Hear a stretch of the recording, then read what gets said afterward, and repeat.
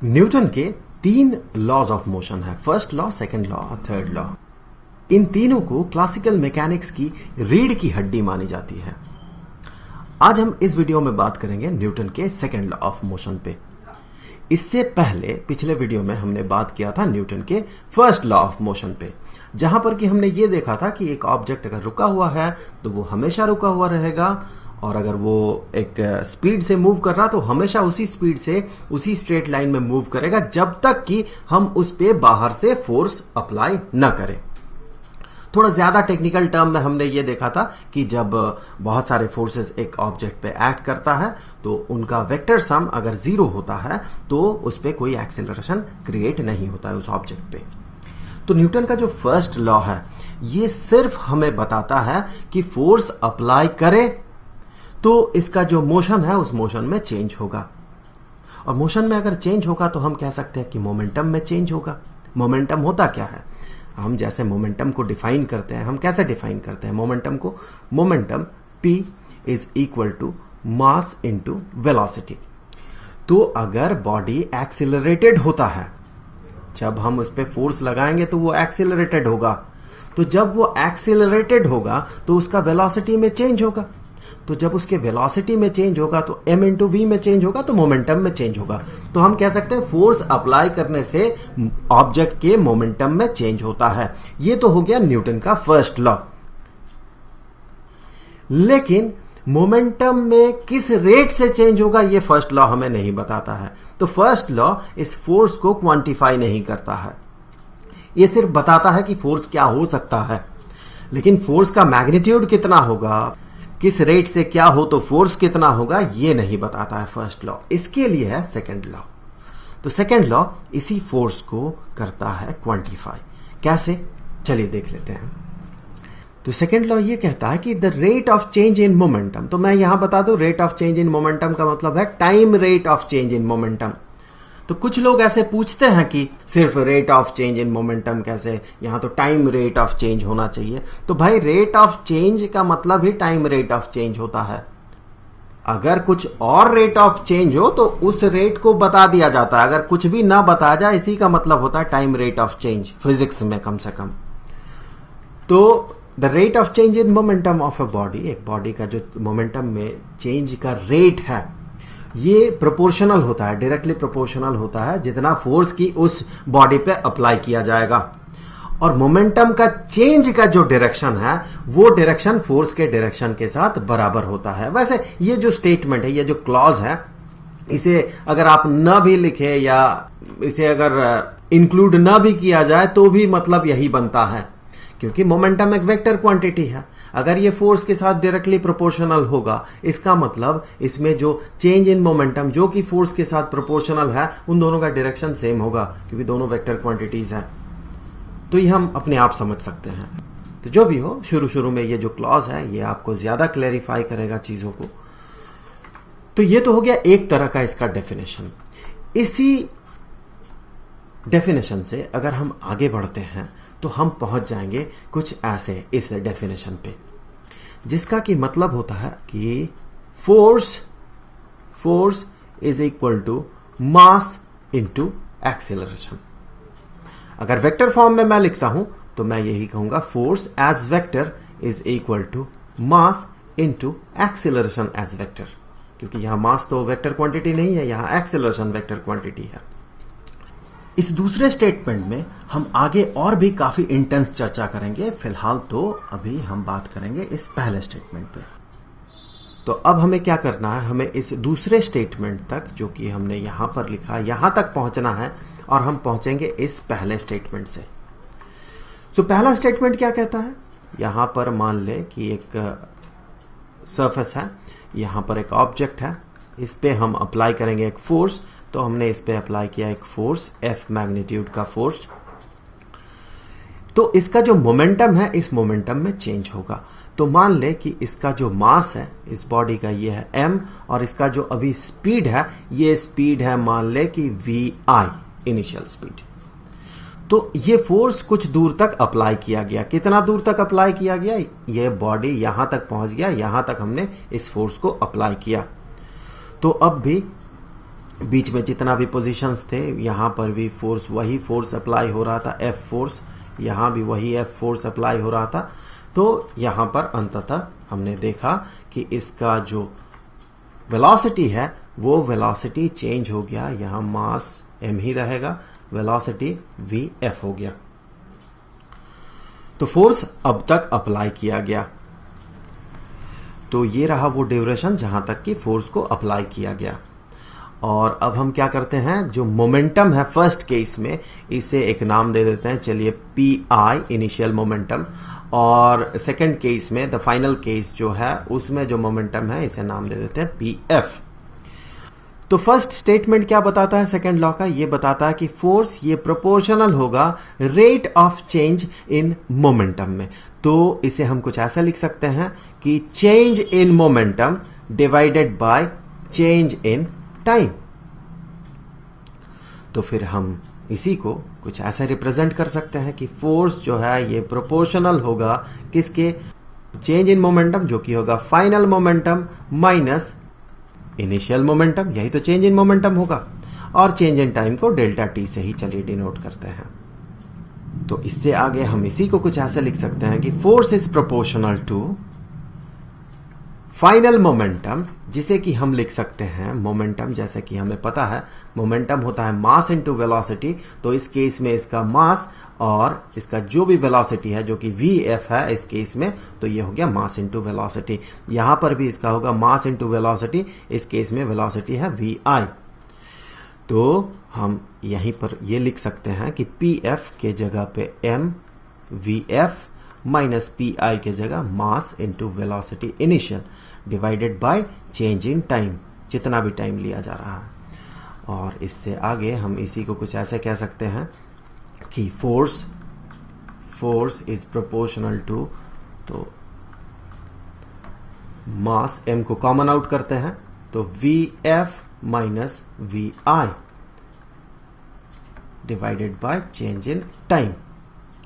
तो इसी से आगे हम कुछ ऐसे भी लिख सकते हैं कि force is proportional to m into change in velocity divided by change in time.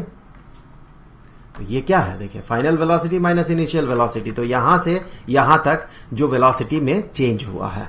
और हमें पता है कि change in velocity divided by change in time ये होता है एक्सेलरेशन, कांस्टेंट एक्सेलरेशन के केस में। तो चीजों को हम यहां ज्यादा कॉम्प्लिकेटेड नहीं करेंगे, सिंपल रखेंगे। और मैं आपको बता दूं कि फोर्स अगर कांस्टेंट रहे तो एक्सेलरेशन भी कांस्टेंट ही होता है। तो यहां से आगे बढ़ते हुए हम कह सकते हैं force is proportional to mass into, ये जो टर्म है ये तो अब एक्सेलरेशन बन गया, यही तो एक्सेलरेशन है।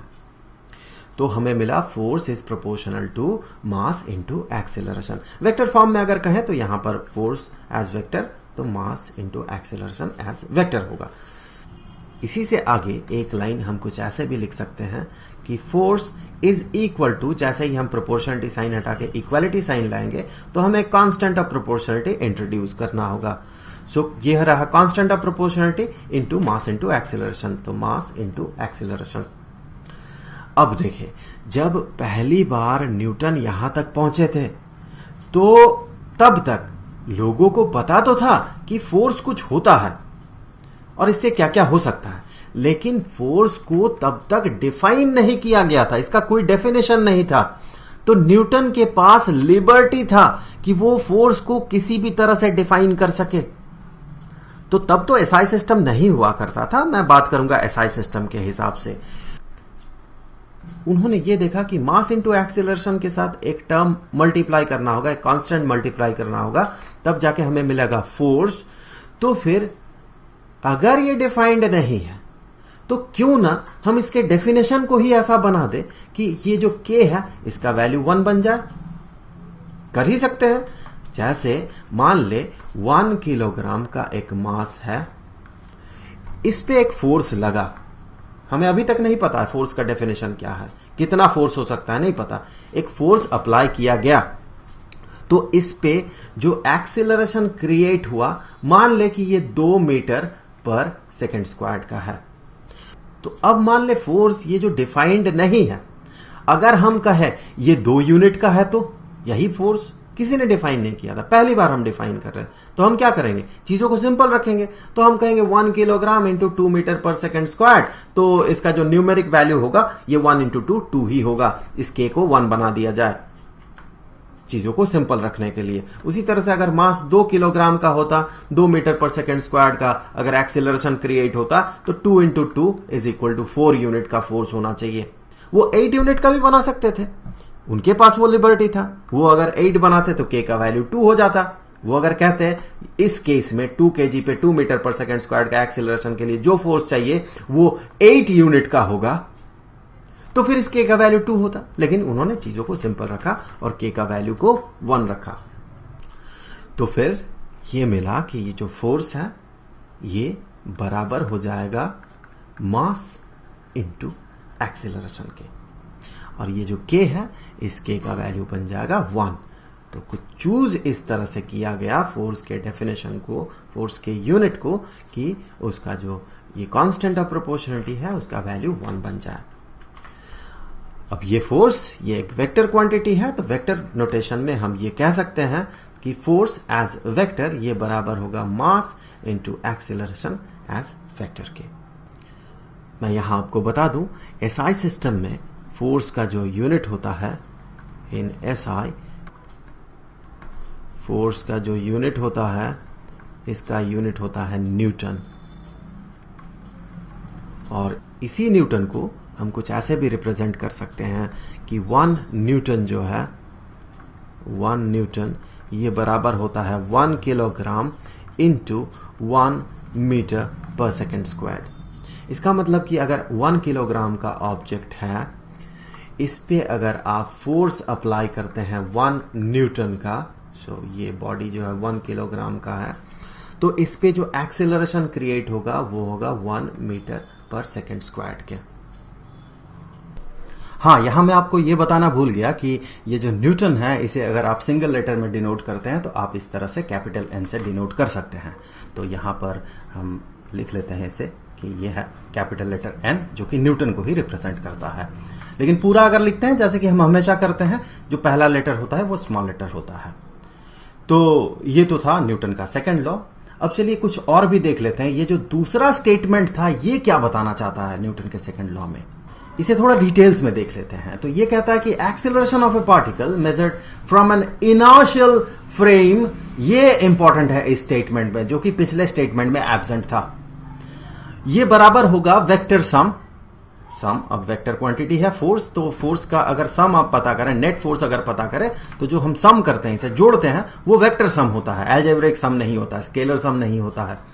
तो उसका जो वेक्टर सम होगा सारे फोर्सेस का डिवाइडेड बाय इसका जो मास होगा। इसका मतलब ये कहना चाहता है कि एक्सेलरेशन इज इक्वल टू सारे फोर्सेस का वेक्टर सम, जो कि एफ है मान ले, उसका magnitude divided by mass. As vector आप ऐसे भी इसे रिप्रेजेंट कर सकते हैं। तो ये यही वाला स्टेटमेंट है। लेकिन यहां पर स्पेशल चीज जो है, जो खास बात है, वो ये है इनर्शियल फ्रेम। ये क्या कहना चाहता है कि अगर कोई नॉन इनर्शियल फ्रेम हो तो क्या ये एप्लीकेबल नहीं होगा ये वाला फॉर्मूला? बिल्कुल। अगर फ्रेम ऑफ रेफरेंस जो होगा वो अगर non inertial frame of reference हो तो ये वाला स्टेटमेंट आप अप्लाई नहीं कर सकते हैं। चलिए देख लेते हैं थोड़ा डिटेल्स में कि हम सबसे पहले देखेंगे कि हम इनर्शियल फ्रेम किसे कहते हैं और नॉन इनर्शियल फ्रेम क्या है।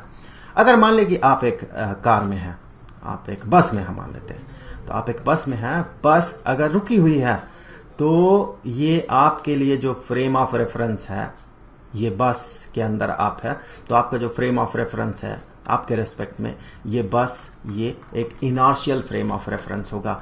अगर ये कांस्टेंट स्पीड से मूव करे, अगर इसका स्पीड जो है ये कांस्टेंट रहे, तो भी आपका जो फ्रेम ऑफ रेफरेंस होगा वो इनर्शियल फ्रेम ऑफ रेफरेंस होगा। लेकिन अगर आपके मोशन में एक्सीलरेशन रहे तो ये non inertial frame of reference होता है। यहां पर आप सिंपली ये अप्लाई नहीं कर सकते हैं। एक छोटा सा एग्जांपल लेंगे और आगे धीरे धीरे आगे के वीडियोस में ये और क्लैरिफाई होते जाएगा जब हम स्यूडो फोर्सेस में बात करेंगे। तो मान ले कि आप इस बस में हैं और आप सीट में बैठे हुए हैं। आपको ये रियलाइज करना होगा इसे। आप मान ले बस में हैं और ये मान ले सीट है, आप जिस सीट में बैठे हुए हैं, और ये है आप यहां बैठे हुए हैं मैं बहुत गंदा ड्राइंग करता हूं। सो आप यहां पर बैठे हुए हैं। अब बस जो है, ड्राइवर ने इसे स्टार्ट किया और बस मूव करना शुरू कर दिया, और शुरुआत में इसमें एक एक्सीलरेशन क्रिएट होगा। ऑब्वियसली बात है, बस रुकी हुई थी, इसे स्पीड चाहिए होगा, सर्टेन स्पीड चाहिए होगा, तो इसे एक एक्सीलरेशन में मूव करना होगा, तब जाके इसे स्पीड मिलेगा। तो इसे एक एक्सीलरेशन मिला। मान ले, बेहतर समझने के लिए, ड्राइवर ने जो एक्सीलरेटर है उसे बड़े तेजी से दबा दिया, तो ये बहुत तेजी से एक्सीलरेट करेगा ये गाड़ी। तो आप ये फील करेंगे जैसे कि आपको कोई पीछे की तरफ धकेल रहा है, लेकिन इन रियलिटी क्या आपको कोई पीछे की तरफ धकेलता है? क्या आपके बॉडी को कोई सीट में जाके दबा के रखता है?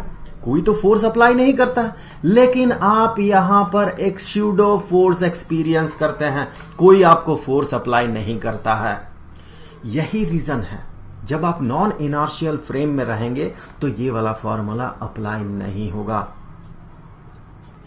हाँ, ये मॉडिफाइड वर्जन में अप्लाइड होगा, इसे थोड़ा मॉडिफाई करना पड़ेगा और तब जाके ये अप्लाई होगा, इसी तरह का कुछ फॉर्मूला। लेकिन एग्जैक्टली आप नॉन इनर्शियल फ्रेम के लिए ये नहीं कह सकते कि एक बॉडी का जो एक्सेलरेशन होगा वो उसका जो फोर्स उस पर अप्लाई होगा डिवाइडेड बाय उसका जो मास है, ये आप नहीं कह सकते ये।